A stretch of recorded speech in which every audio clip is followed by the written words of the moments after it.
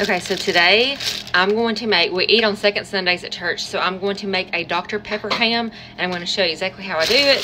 This is a ham that I got from Walmart, okay? It comes with a little brown sugar pack. It's not sweet, but you're going to set that aside for later.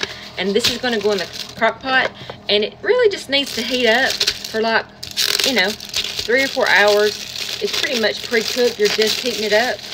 And sometimes it's best to go ahead and cut the meat away, because even though it's spiral cut, sometimes it's kind of hard to pick it off when people are going through the line, you know, to get it out. So, and it's going to be in the crock pot. I've got my crock pot already turned on, and I have a crock pot liner in because those are lifesavers. So this just says brown sugar double glazed ham. Okay, so we've got the ham all cut up, and now we're going to take this little packet that came with the ham. So that was a spiral sliced ham, but it's just easier to just kind of cut it, you know, kind of off the bone into chunks. You'll get more of it. But I will take this, put it in a little pan, and then I'm going to open up some crushed pineapple, because I put this on my ham, but I'm going to use the juice and pour some of this in here just for a little extra sweetness. Okay. So I'm just going to get that, and then I'm going to actually put just a little bit of the little bits in there too. Just going to make it a little bit off.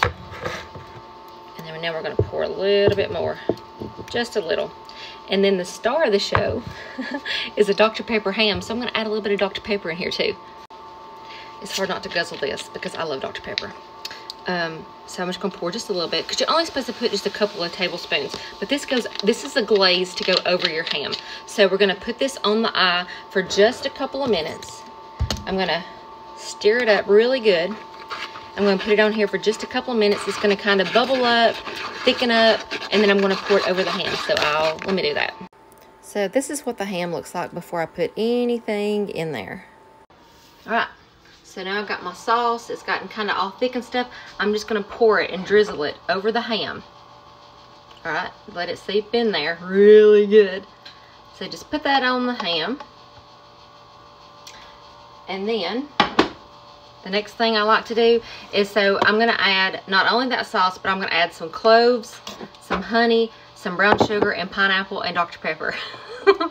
But the ham's good, okay? So I feel like the cloves is like an understated mini star of the show, and the Dr. Pepper is the star too, but all the stuff works so good together. So now we're just gonna sprinkle some cloves. Now you got to be careful because it's got a little bite to it, but it just to me, cloves and ham are just besties. So now I'm just gonna drizzle some honey. It doesn't matter.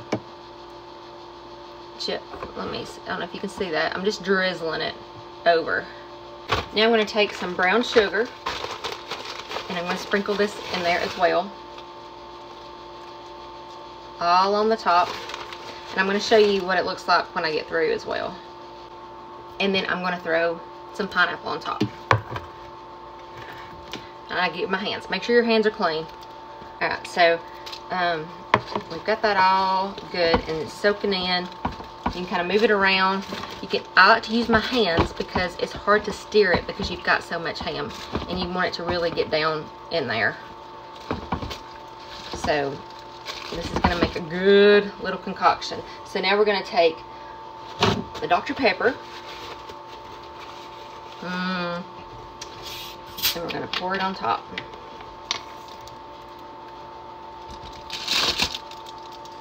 And just make sure it gets in there real good everywhere.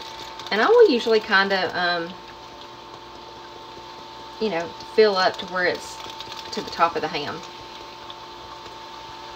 I'm probably getting this on my phone. That's okay. It'll wipe off. Alright. So there we go.